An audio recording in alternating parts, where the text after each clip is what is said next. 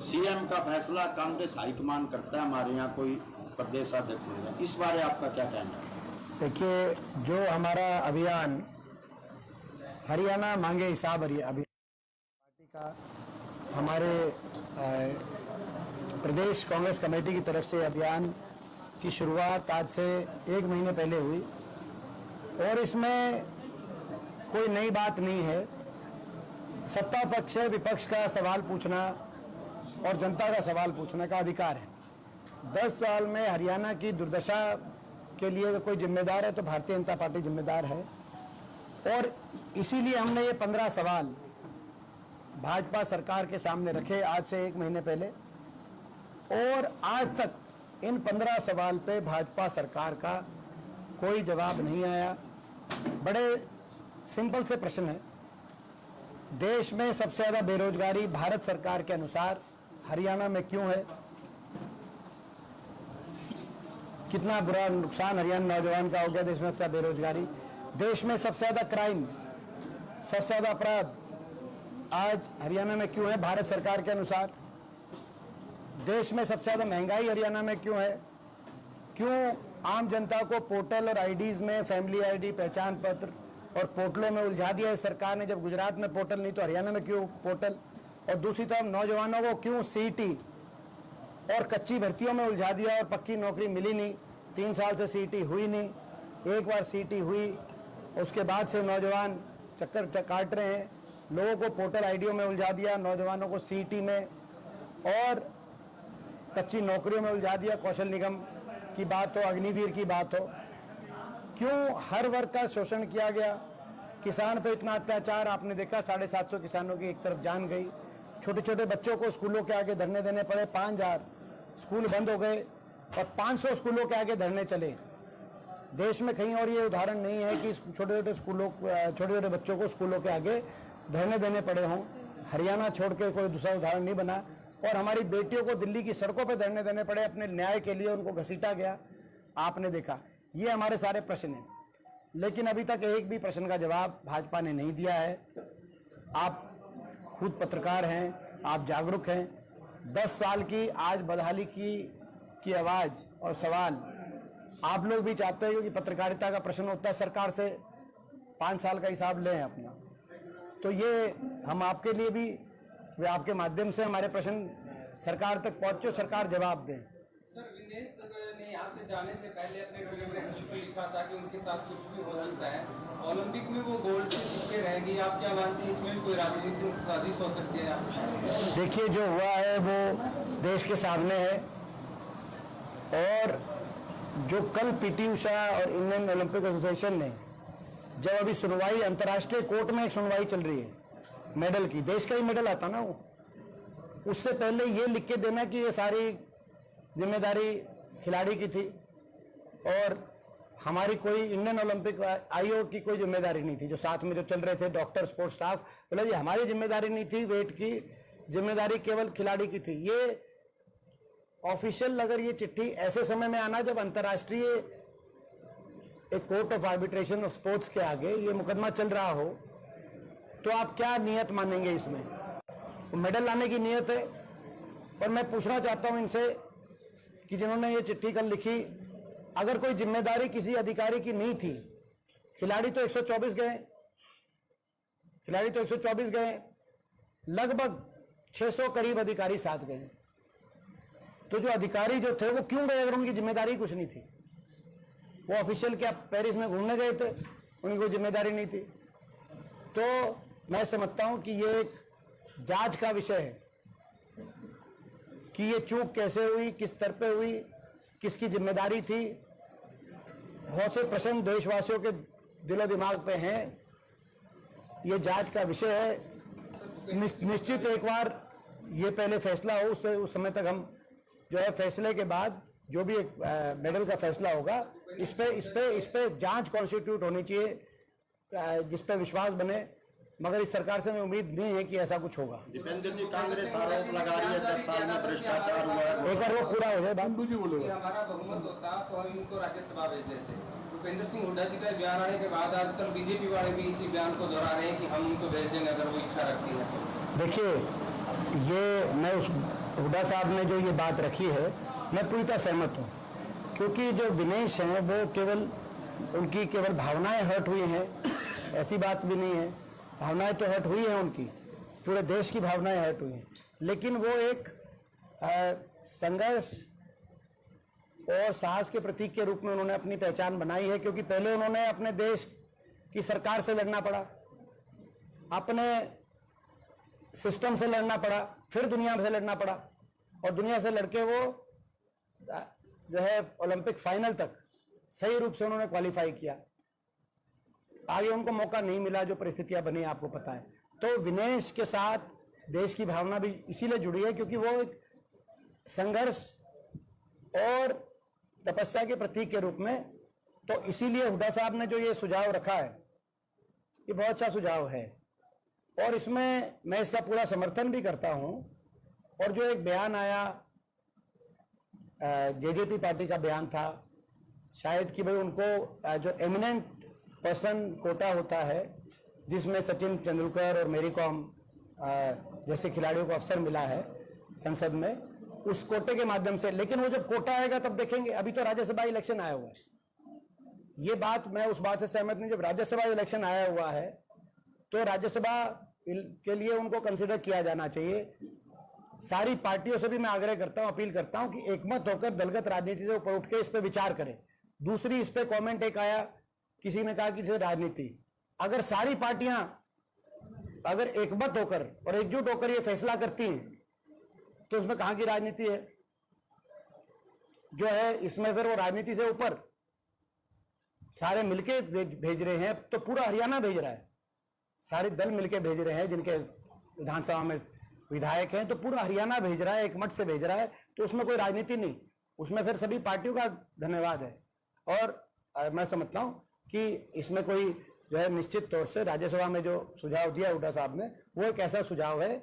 मैं हर पार्टी से अपील करता हूं, हर बात से ऊपर उठकर इस बात पर गंभीरता से विचार हर राजनीतिक दल करे। यात्रा को लेकर के बीजेपी के नेता और कार्यकर्ताओं का कहना है कि हम अपना हिसाब देने के लिए तैयार है, लेकिन कांग्रेस जो है पिछले 10 सालों का हिसाब भी लेकर के अपनी बही बिड़ा। ये मैं समझता हूं कि मैं धन्यवाद करता हूं, क्योंकि प्रजातंत्र में ये एक प्रजातंत्र की परंपरा है कि सत्ता दल से हिसाब मांगा जाता है और विपक्ष हिसाब मांगता है। लेकिन भाजपा अभी से हमसे हिसाब मांगने की बात कर रही है, तो मान रही है शायद कि बीजेपी विपक्ष में जा रही है और कांग्रेस सत्ता में आ रही है। तो धन्यवाद। तो हम तो तैयार हैं, हम तो अपने कार्यकाल की सारी उपलब्धि आज तक काम बताकर, घोषणाएं करके नहीं, 10 साल बाद आखिरी 30 दिन में घोषणा कर रहे हैं। काम बताने कुछ है नहीं इनके पास। हम तो आज तक हमारे कार्यकाल के कामों को लोगों के बीच में लेके जाकर, तो हमारा तो लोगों को पता है, लेकिन इनकी भावना ऐसी लगती है कि ये मान रहे हैं कि भाई हम सत्ता में जा रहे हैं और ये विपक्ष में जा रहे हैं। कांग्रेस टिकटार्थियों के लिए 2000 से ज्यादा आवेदन आए 90 विधानसभा में, तो कांग्रेस का क्या बैलेंस रहेगा कि भी जीतने वालों को देगी या कोटा होगा या उसकी निष्ठा देखी जाएगी, किस तरह टिकट? देखिए, कांग्रेस में जो इतने प्रत्याशियों को अपने तरफ जो आवेदन आया है उम्मीदवारी के लिए, तो ये एक संकेत है कि हरियाणा में कांग्रेस के पक्ष की लहर चल रही है, कि कांग्रेस के बहुत से नेता, बहुत से कार्यकर्ता ये मानते हैं कि भाई वो सक्षम है, चुनाव लड़ के जीत सकते हैं। तो ये संकेत कांग्रेस के पक्ष की लहर का है। टिकट वितरण की जो हमारी प्रणाली है, उसी प्रणाली के अंतर्गत कांग्रेस की हमारी अपनी प्रणाली है, स्क्रीनिंग कमेटी बनती है, फिर सीसी बनती है, जिस प्रणाली के तहत कांग्रेस ने लोकसभा चुनाव में मेरिट पर टिकट वितरण करने का काम किया था, जिसकी वजह से देश में सबसे ज़्यादा सर्वाधिक मत प्रतिशत 29 प्रदेशों में हरियाणा में कांग्रेस पार्टी का आया। उसमें टिकट वितरण का भी केवल जो प्रदेश की नेतृत्व उदय भांजी और हुड्डा साहब को तो बधाई मैं देता ही हूँ, प्रदेश के नेतृत्व और राष्ट्रीय नेतृत्व को, जिन्होंने प्रदेश की कमान उदय भांजी और हुड्डा साहब के हाथ में सौंपी, तभी देश में सबसे ज़्यादा वोट आई कांग्रेस की। लेकिन उसके साथ साथ टिकट वितरण जो बिल्कुल मैं समझता हूँ मेरिट पे करने का प्रयास किया गया, और यही ध्यान रखे जाएंगे। सारे जो फैक्टर आपने कहे, जो सबसे इम्पोर्टेंट फैक्टर होते हैं, वो कैंडिडेट का कितनी मजबूती है, वे कौन जीतने वाले हैं, और पार्टी के लिए क्या उनका कौन लोग समर्पित रहे हैं, तो जिताओ और टिकाओ, ये बातें रहती है। बाकी भी सारे फैक्टर होते हैं, जातीय समीकरण, उम्र का समीकरण, कुछ यंग होते हैं कुछ और, वो सारी चीज़ें हमारी स्क्रीनिंग कमेटी में सीसी में गहराई से विचार करके और फिर टिकट का वितरण किया कांग्रेस जाता है। आरोप लगा रही है 10 साल में भाजपा ने घोटाले किए, भ्रष्टाचार किया, वो किया। कल कांग्रेस की सरकार आ जाती है, क्या कांग्रेस कार्रवाई करेगी या चुनावी मुद्दा ही रहेगा? देखिए, जहाँ आवश्यकता होगी करेंगे। दिग्विजय जी टाला जी मंच से कह रहे हैं बीजेपी के साथ रहना मेरी जिंदगी की सबसे बड़ी भूल रही है, तो अब वो मंचों के माध्यम से जनता से अपील कर रहे हैं कि एक बार दोबारा हमारा साथ दीजिए, तो इसको लेकर आप क्या कहना चाहते हैं? ये तो अब मैं क्या बताऊं, ये तो जो है जनता, देखो बड़ा विश्वासघात इस पार्टी ने किया है। और मैं समझता हूँ यूँ तो कहते हैं अपना कोई भी, अब हरियाणा का भट्टा बिठाने के बाद बीजेपी वाले माफ़ी मांग लें कि जी भट्टा बिठा दिया 10 साल में, किया है, कोई असर मानते हैं हरियाणा में रहेगा? तो प्रजातंत्र में जो अपना लोग है वो देखते हैं, सबको लोगों को सबकी नीयत का पता होता है। देवेंद्र जी, प्रदेश में लोकसभा में जो गठबंधन किया है उसको मानते हैं, कोई असर? एक बार इनके बाद फिर लेते हैं। प्रदेश सरकार द्वारा भी जो लोक घोषणाएं की जा रही है, कांग्रेस किस दृष्टि देखती है? देखिए, घोषणाएं जो है ये कबूलनामा है कि इन्होंने काम नहीं किया। अगर काम किए होते 10 साल, तो 10 साल के कामों के आधार पे अपनी वोट मांगते हैं।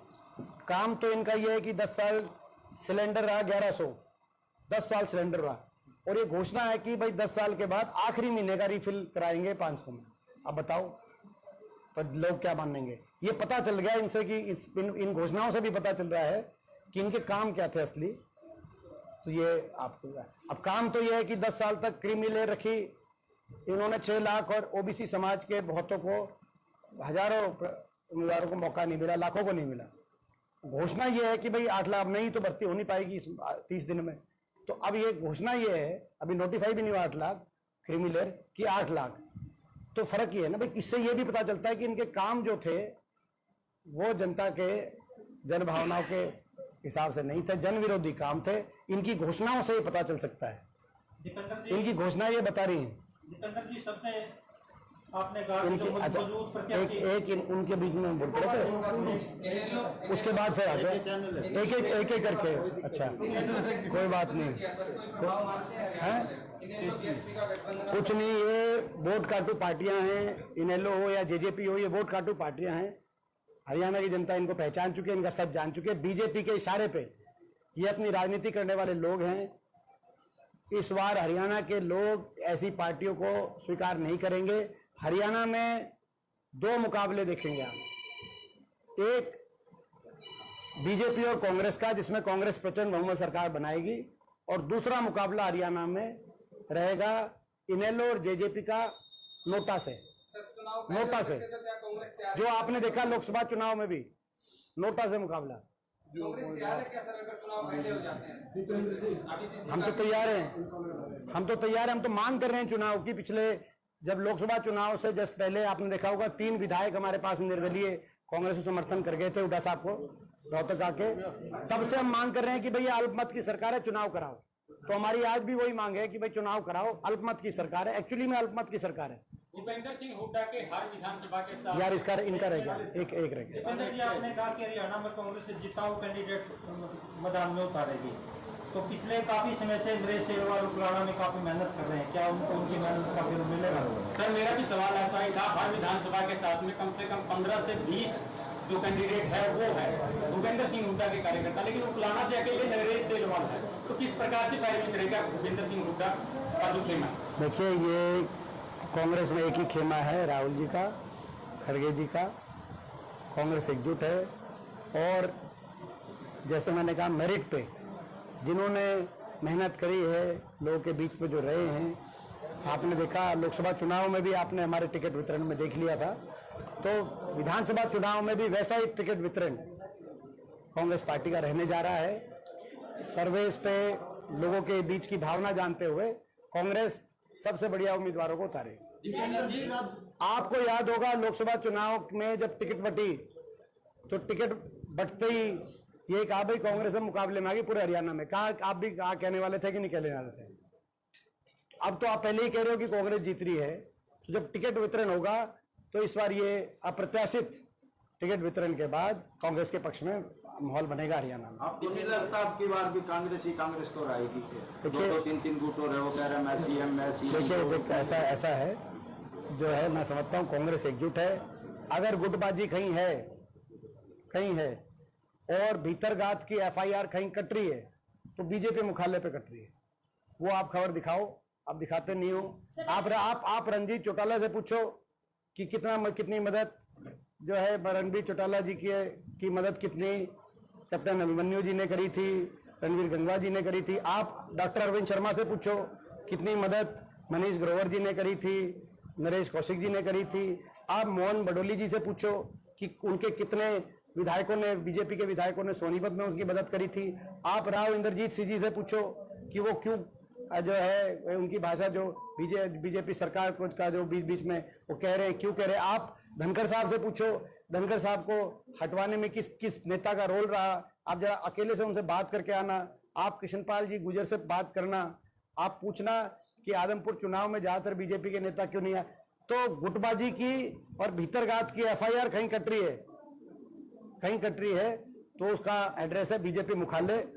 गुटबाजी वहां है। हरियाणा में एक गुट है, हरियाणा में राहुल जी का गुट है। राहुल जी के आशीर्वाद से, खड़गे जी के आशीर्वाद से प्रदेश कांग्रेस कमेटी चौधरी उदय भान जी की अध्यक्षता में और नेता विपक्ष चौधरी भूपेंद्र सिंह हुड्डा जी के नेतृत्व में